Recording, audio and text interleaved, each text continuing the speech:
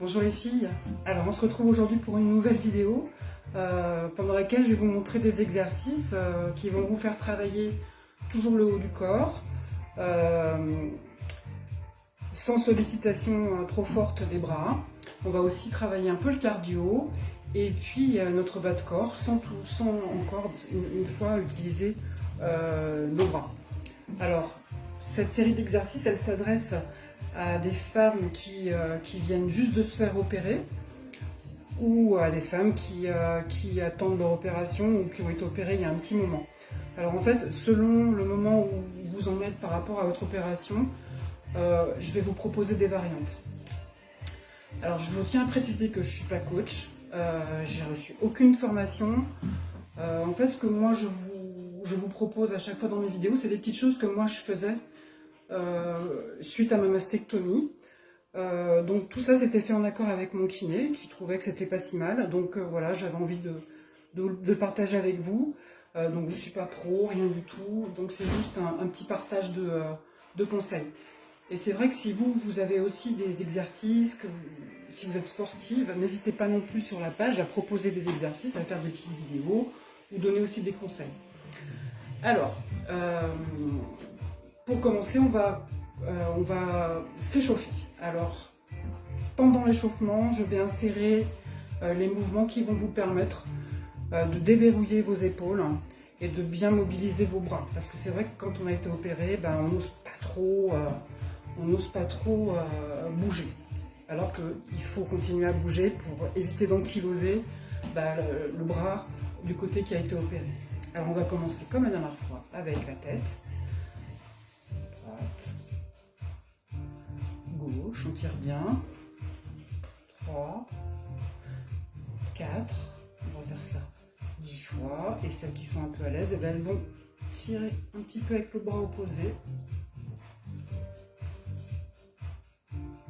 Tirer un peu plus là, sur le côté du cou. Et on va sentir que ça tire aussi au niveau peut-être de la cicatrice, mais c'est pas grave, parce que là on risque rien.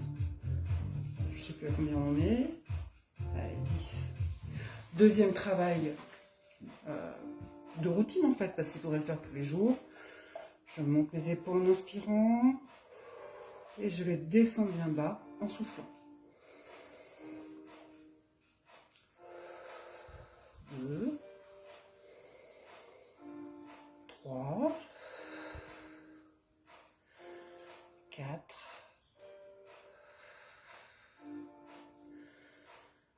5. Et je vous laisse continuer toute seule jusqu'à en faire 10. Évidemment, comme je dis à chaque fois, vous écoutez votre corps. Si ça fait trop mal, bien vous réduisez un petit peu l'amplitude du mouvement. Troisième exercice, on va aller de l'avant vers l'arrière. Ce qui va donner, j'inspire devant, j'expire derrière. Devant, derrière. On imagine qu'on veut que nos deux omoplates se rejoignent dans le milieu du dos. Inspire, expire. Alors pour la position des jambes, soyez un petit peu fléchis sur vos genoux, avec les jambes ouverture, bassin. Et on fait ça 10 fois tranquillement. L'exercice suivant, on l'a déjà travaillé, rotation des épaules. Tac, je place mes jambes, je fléchis un peu mes genoux et j'y vais. Voilà, tout simplement, donc je vais faire tourner mes épaules d'avant en arrière. Et je vais faire ça 10 fois dans le sens arrière. Et puis ensuite, je vais faire ça 10 fois vers l'avant. Pensez bien à souffler, à vous détendre. Voilà, on décontracte bien ses épaules. On essaie de sentir ce qu'on fait, ça c'est important. On va pas trop vite. On a le temps, on n'est pas pressé. Alors, celui-ci, on va le faire que si on a récupéré assez d'amplitude au niveau du bras. Sinon, on peut le faire, mais alors à ce moment-là, il va falloir réduire l'amplitude. Donc là, je suis à l'amplitude maximum. Donc je monte, je tire bien haut, je pars derrière. Je monte, je tire bien haut, je pars derrière. Je fais ça 10 fois. Si c'est trop difficile, je peux rester sur le côté, ce qui fait que l'amplitude de l'épaule sera beaucoup moins importante. Ou alors si c'est trop dur, je repars sur l'exercice de base. Et je pars ensuite en avant, pareil. Monte bien en haut, descends. Monte bien en haut, descends.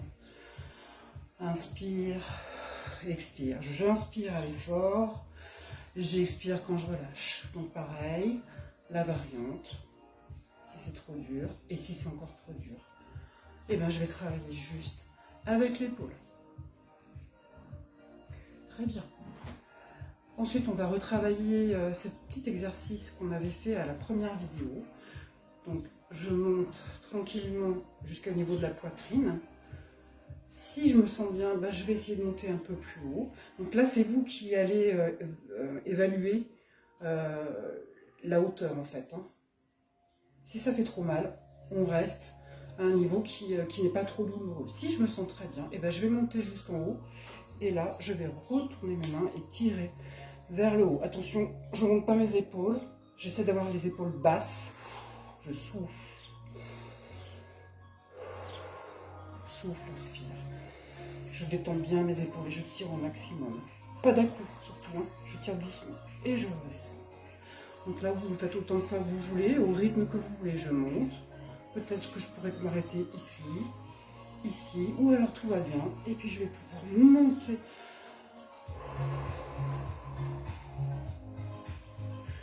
le plus possible. Et vous allez faire ça 5 fois. Voilà. Donc ça, c'était la première partie sur le haut du corps. Maintenant, on va commencer à faire travailler les articulations bas de corps et aussi on va commencer à faire monter le cardio. Alors, simplement, je marche. Je vous rappelle toujours l'option que vous avez, si vous avez été opéré récemment, vous n'avez pas trop envie de bouger votre bras, soit vous le laissez tranquille comme ça, ou alors on se met ici, et puis on n'active pas. Bon, c'est vrai que c'est pas mal de le faire travailler un petit peu quand même. Donc je marche.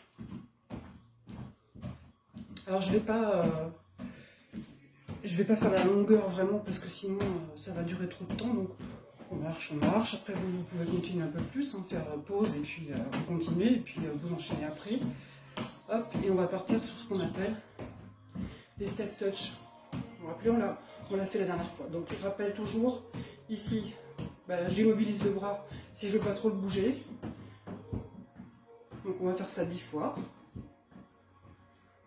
5, 6. Ça c'est le mouvement de base. 8, 9, 10. Si je suis à l'aise, je vais activer les deux bras.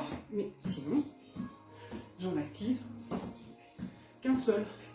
Il n'y a pas de souci. Je ne sais plus à combien on est. J'essaie de monter mes deux bras en l'air. Si je ne peux pas, j'en monte qu'un. Après, au niveau de la coordination, c'est pas toujours facile. Je reviens en position neutre, step touch. Je descends peut-être un peu plus. 6, 7, 8, 9 et 10. Ensuite, on va faire ce petit mouvement-là comme ça. Je ne sais pas comment il s'appelle, je sais qu'il existe. 8, 9 et 10.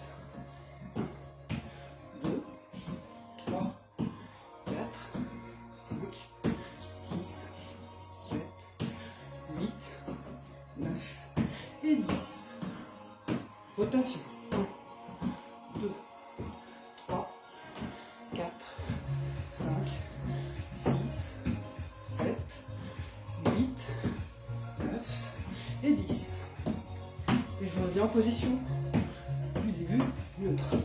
Toujours mon bras là, si je ne veux pas l'activer. 7, 8, 9 et 10. Là, je vais activer talon, fesses. Pardon, position neutre. 5, 6, 7, 8, 9 et 10. Hop. Sinon, je peux activer mes bras. Un seul. Du coup, je vais mobiliser mes bras. Et en plus, maintenant, je fais monter mon cardio. 1, 2, 3, 4, 5, 6, 7,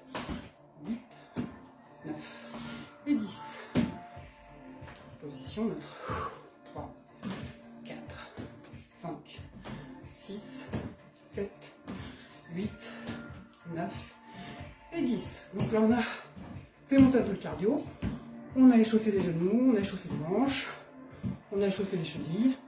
Et maintenant, on va faire des tout petits squats pour préparer le corps de séance de tout à l'heure. 1, 2. On peut poser ses mains sur le haut des cuisses. 3, 4, 5, 6, 7. Quand vous vous relevez, surtout vous ne bloquez pas vos genoux comme ça. Vous les laissez un peu fléchis. Attention, je reviens sur la position du squat. Surtout pas le dos monté, ou alors essayez de descendre droit. Je m'assois pas.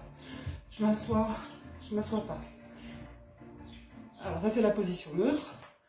Si on veut mettre un petit peu plus de rythme, on va rajouter les bras. 2, 3, avec toujours la variante, avec le bras immobilisé.